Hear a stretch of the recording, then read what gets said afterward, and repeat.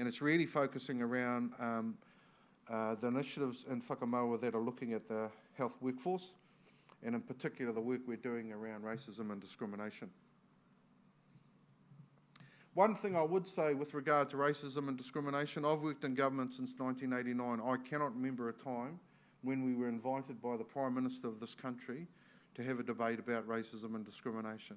It sadly came off those atrocious events in Christchurch, but nonetheless, you will know that if there's something we can learn usefully out of the feminist revolution and sexism, is until you call those things out by name, you don't begin the process of addressing them. And we have, as I said, over 3 decades of evidence which clearly shows that we have racism and bias in our system. I didn't write those reports.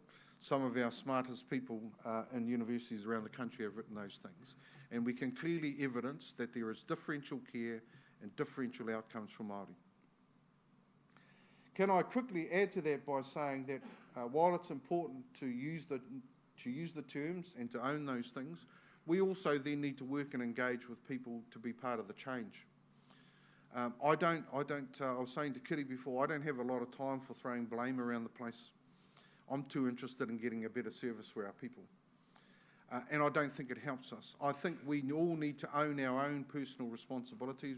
We all need to own what it is we can do individually.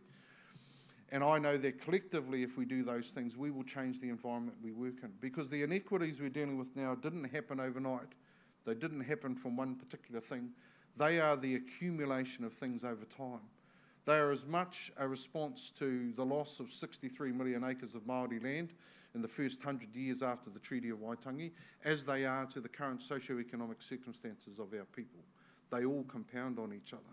But I think what's most important is that we own our practice and we own what it is we can do to change the outcomes for those we serve.